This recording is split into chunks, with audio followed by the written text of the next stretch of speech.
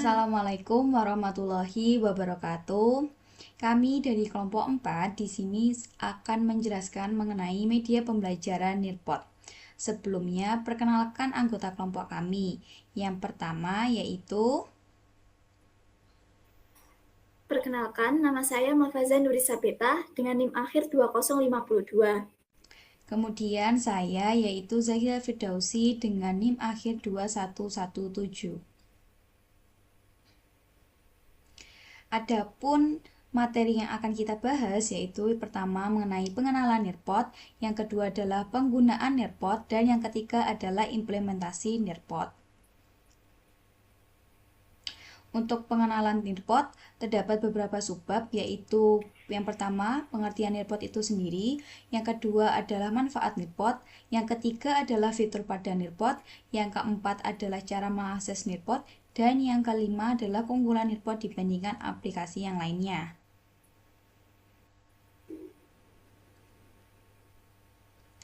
Oke, masuk ke bab materi yang pertama, yaitu mengenai pengertian Nirpot. Nirpot merupakan aplikasi pembelajaran online dan offline yang memungkinkan guru dan siswa untuk berinteraksi secara langsung maupun tidak langsung melalui berbagai fasilitas pembelajaran, seperti papan interaktif, dinding diskusi, soal evaluasi, simulasi materi interaktif, serta media berbentuk 3D, VR, dan video. Selanjutnya, manfaat dari Nirpot ada dua. Yang pertama, memungkinkan pengajaran yang lebih variatif, dan yang kedua adalah memudahkan guru dalam menyampaikan materi secara fleksibel, baik di dalam maupun di luar kelas. Kemudian, selanjutnya yaitu adalah fitur pada Nirpot. Ada banyak sekali fitur pada Nirpot. Yang pertama adalah PDF Viewer, kedua Simulation, ketiga Media 3D, keempat Audio, kelima Slide Beta, kemudian Slide Klasik, Web Content, dan Sway. Selanjutnya, cara mengakses Nirpot itu ada tiga. Yang pertama yaitu live lesson, yang kedua adalah live lesson ditambah Zoom, dan yang ketiga adalah link atau kode. Kemudian keunggulan Nirpot. Kelebihan Nirpot terletak pada kemampuannya untuk menyajikan materi tanpa memerlukan perangkat tambahan seperti LCD dan proyektor, serta hemat kuota dan baterai. Selain itu, aplikasi ini tuh juga memungkinkan pembelajaran jarak jauh yang efektif, di mana guru dan siswa tidak perlu berada di satu tempat yang sama. Oke, untuk materi selanjutnya akan disampaikan oleh rekan saya. Nah, untuk selanjutnya yaitu penggunaan Nirpot. Nah, di sini saya akan membahas mengenai cara membuat akun Nirpot, kemudian mengenal dashboard Nirpot, kemudian menambahkan dan mengelola pembelajaran, membuat slide interaktif, menggunakan fitur quiz, poll, dan collaborative board, menambahkan konten multimedia, mengundang dan mengelola siswa, serta mode pengajaran di Nirpot. Dalam menggunakan aplikasi Nirpot untuk pembelajaran, hal pertama yang harus dilakukan adalah membuat akun Nirpot. Nah, untuk membuat akun Nirpot, kita bisa masuk ke aplikasi Google, kemudian mengetik situs Nirpot, yaitu nirpot.com.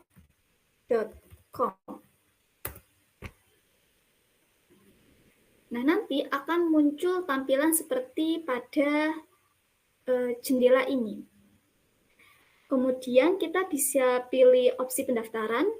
Untuk memilih opsi pendaftaran, kita bisa klik pada sign up for free. Nah, di sini selanjutnya akan muncul pilihan metode pendaftaran. Nah, dalam membuat akun Nirpot, kita bisa login menggunakan akun Google, akun Microsoft Office, kemudian kita juga bisa mengisi formulir secara manual. Nah, untuk lebih mudahnya, kita akan masuk menggunakan akun Google. Klik pada Sign Up with Google.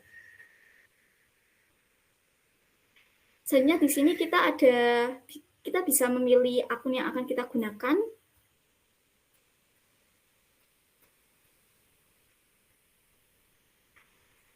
Nah, setelah kita login menggunakan akun tersebut, selanjutnya akan muncul tampilan dashboard pada Nirpot. Di sini adalah tampilan dari dashboard Nirpot. Dashboard Nearpod merupakan pusat kendali utama bagi guru untuk mengelola, memantau, dan mengatur pelaksanaan pembelajaran interaktif secara langsung maupun mandiri. Nah, berikut saya akan menjelaskan tentang bagian-bagian penting yang ada pada dashboard Nearpod. Yang pertama yaitu ada menu My Lesson. Nah, menu ini merupakan tempat semua materi yang dibuat atau disimpan. Nah, di sini bisa terlihat materi-materi yang telah kita buat sebelumnya. Selanjutnya yaitu ada Create a Lesson. Nah, di sini adalah fitur Create a Lesson yang berfungsi untuk membuat materi baru baik dari awal maupun dari template. Selanjutnya yaitu ada menu My Profile. Nah, menu ini berfungsi untuk mengatur akun dan melihat statistik aktivitas yang telah kita lakukan dalam pembelajaran.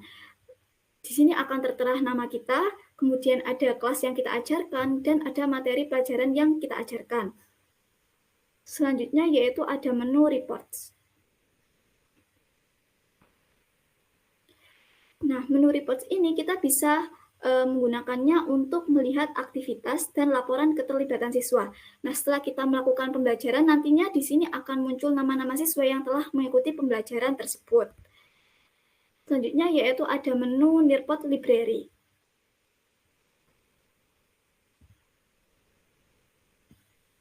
Nah, menu ini berisi koleksi materi yang bisa langsung digunakan.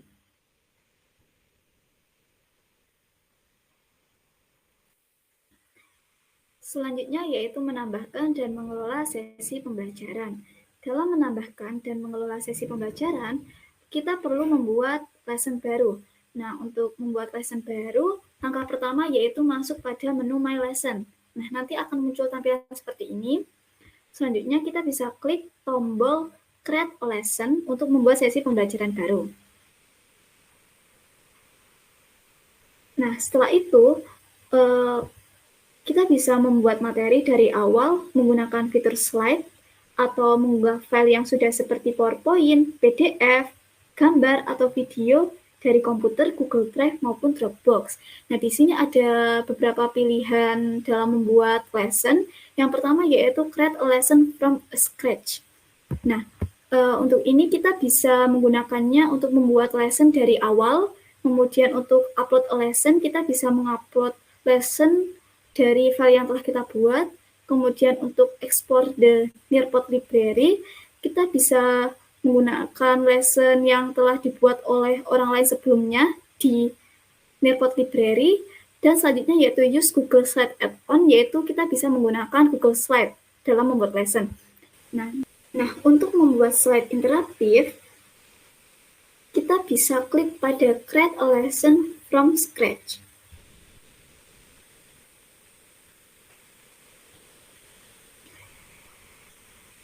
Maka akan muncul tampilan seperti pada jendela ini. Selanjutnya, kita bisa klik Add New.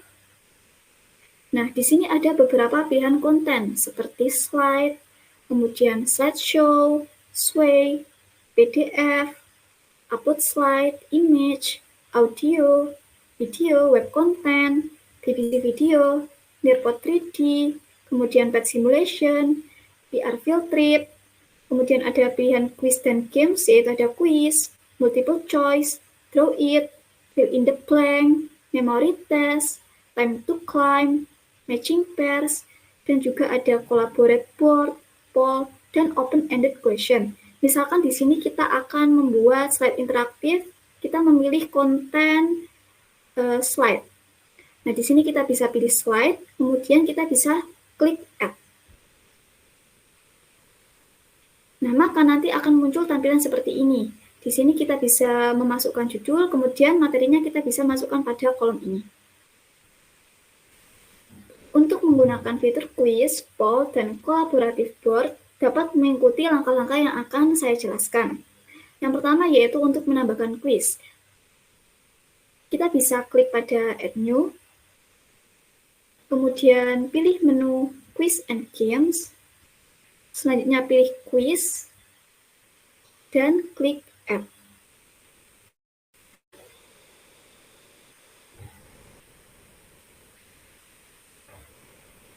Nah, nanti akan muncul tampilan seperti ini. Kemudian kita bisa klik pada multiple choice.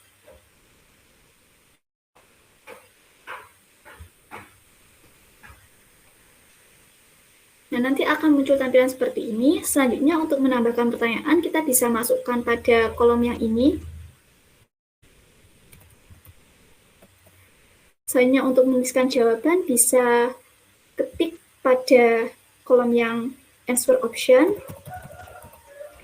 Nah, untuk menambahkan jawaban, kita bisa klik pada add answer. Jika ingin menambahkan pertanyaan lagi, kita bisa klik pada add question. Seperti ini.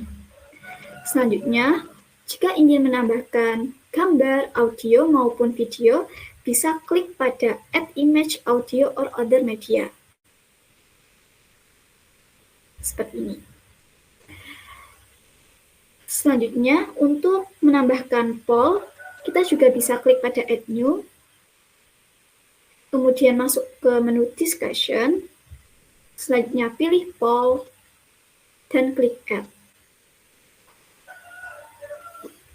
Nah, nanti akan muncul tampilan seperti pada jendela ini. Selanjutnya kita bisa memasukkan pertanyaan, kemudian kita bisa menuliskan jawaban di kolom answer option. Kemudian untuk menambahkan jawaban, kita juga bisa klik pada add answer.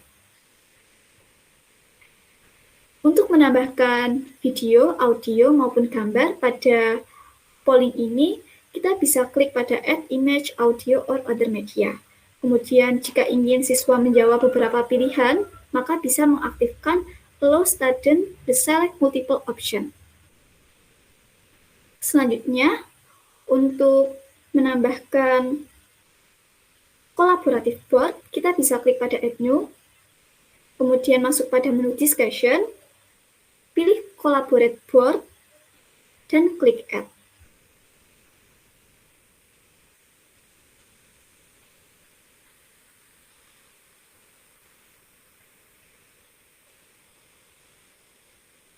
Nah, nanti akan muncul tampilan seperti ini. Nah, selanjutnya kita bisa menambahkan topik yang akan kita bahas di kolom ini. Kemudian kita bisa mendeskripsikan topik tersebut di kolom yang ini. Nah, jika ingin menambahkan gambar, audio, maupun video, kita bisa klik pada add image, audio, or other media. Selanjutnya, jika ingin menambahkan pertanyaan atau memulai sesi kolaborasi, kita bisa mengetik pada kolom share your thought. Kemudian kita bisa mengirimkannya dengan mengklik pada tanda pesawat warna biru ini. Nah, nantinya siswa akan bisa menanggapi di kolom yang ini. Oke. Nah, untuk menambahkan konten multimedia seperti video, audio, PDF, kita bisa klik pada add new, kemudian kita bisa pilih, di sini bisa pilih PDF, gambar, audio, maupun video. Nah, misalkan di sini saya akan menambahkan PDF. Saya akan klik pada PDF, kemudian klik add.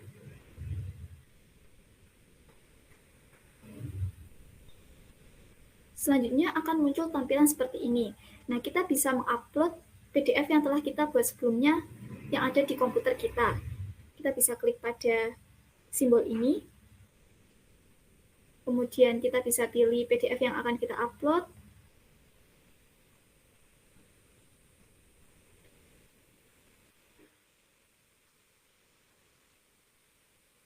Nah, setelah itu akan muncul tampilan seperti pada gambar.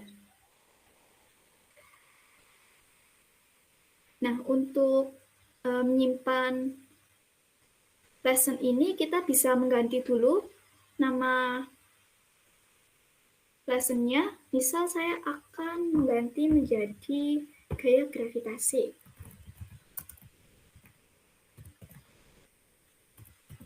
Setelah itu kita bisa menyimpannya di save and exit.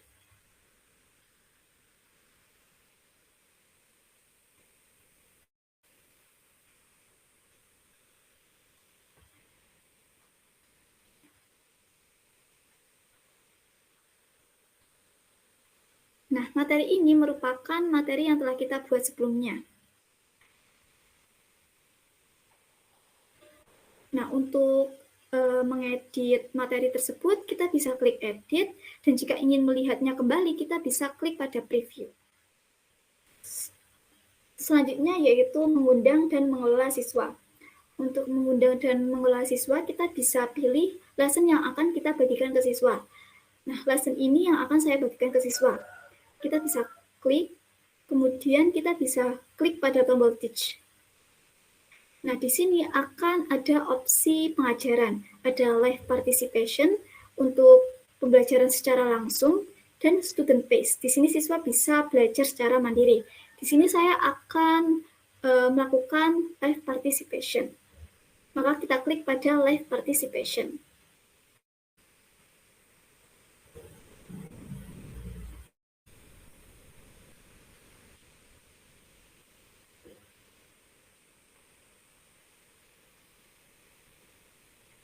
Nah, selanjutnya akan muncul kode yang nantinya akan kita bagikan siswa. Nah, jika siswa ingin bergabung, kita bisa membagikan kode ini melalui WhatsApp group maupun Gmail. Nah, jika siswa ingin bergabung, maka siswa bisa masuk ke aplikasi Google, kemudian mengetik Nearpod Join Lesson. Selanjutnya, klik pada Join Lesson. Nah, siswa bisa memasukkan kode tersebut dan klik Join Lesson.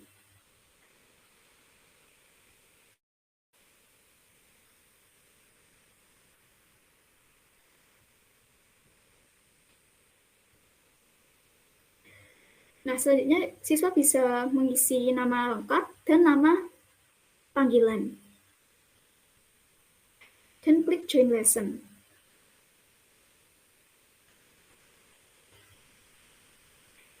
Nah, kalau sudah muncul tampilan seperti ini, artinya siswa sudah bergabung pada kelas yang dilakukan oleh guru pada aplikasi Nearpod. Nah, jika siswa ingin bertanya, siswa bisa klik pada raise hand, kemudian jika siswa ingin memberikan reaksi, siswa bisa klik pada reaction. Selanjutnya yaitu mode pengajaran di Nearpod. Di sini ada 3 mode pengajaran, yaitu live partisipan, student based, dan live to student based. Yang pertama yaitu live partisipan. Dalam mode ini, guru akan mengontrol aktivitas selama pelajaran secara langsung. Sementara itu, semua siswa mengikuti pelajaran dengan perangkat mereka masing-masing, dan guru dapat melihat progres serta hasil siswa secara real time. Selanjutnya yaitu student based. Dalam mode ini, siswa dapat mengerjakan materi pelajaran secara mandiri dan mengatur kecepatan belajar mereka sendiri. Sementara itu, guru dapat memilih bagian-bagian tertentu dari pelajaran yang dapat diakses siswa untuk dikerjakan secara mandiri. Kemudian ada live to student based. Fitur ini memungkinkan guru untuk memulai pelajaran dalam mode live, kemudian beralih ke mode student based untuk memberikan fleksibilitas lebih dalam pembelajaran.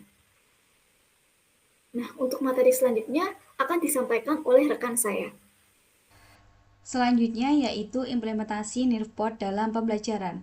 Terdapat 4 implementasi Nearpod pada pembelajaran, yaitu yang pertama adalah sebagai media pembelajaran interaktif berbasis web, yang kedua adalah sebagai media pembelajaran berbasis STEM, yang ketiga adalah sebagai media pembelajaran berbasis teknologi informasi dan komunikasi, dan yang terakhir yaitu sebagai alat evaluasi pada pembelajaran. Masuk ke implementasi yang pertama yaitu media pembelajaran interaktif berbasis web. Penerapan Nearpod dalam pembelajaran digambarkan secara deskriptif sebagai solusi inovatif yang menciptakan pengalaman belajar interaktif, memperkuat komunikasi matematis siswa, dan membangkitkan motivasi belajar dalam konteks pembelajaran daring. Hal ini dibuktikan dengan penggunaan Nearpod mampu meningkatkan kemampuan komunikasi matematis siswa serta mendorong motivasi belajar yang tinggi, yaitu ditandai dengan partisipasi penuh dan antusiasme dalam menyelesaikan tugas dibandingkan dengan aplikasi pembelajaran jarak jauh lainnya. Masuk ke implementasi yang kedua yaitu media pembelajaran berbasis STEM.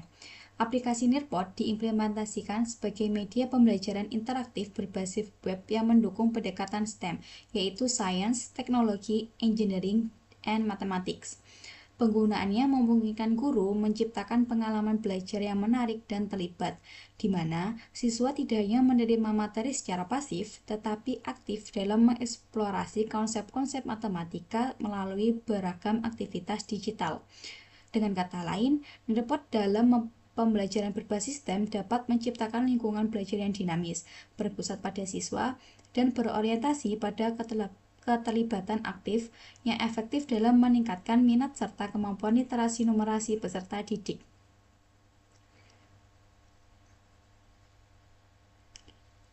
Lanjut ke implementasi Nearpod yang ketiga, mengenai media pembelajaran berbasis TIK. Nearpod diterapkan sebagai media pembelajaran berbasis teknologi informasi dan komunikasi yang dirancang untuk meningkatkan keterampilan menulis teks iklan pada siswa. Dalam pelaksanaannya, guru menggunakan berbagai fitur interaktif seperti video ilustratif dari YouTube, kuis, pertanyaan terbuka, dan tampilan visual interaktif yang disajikan langsung melalui aplikasi. Hasil dari implementasi Nearpod menunjukkan peningkatan kemampuan menulis siswa. Siswa mampu menulis teks iklan yang sesuai dengan struktur dan kaidah kebahasaan secara tepat, serta menunjukkan keterlibatan aktif dan motivasi tinggi dalam pembelajaran. Dan yang terakhir yaitu implementasi Nearpod sebagai alat evaluasi pembelajaran.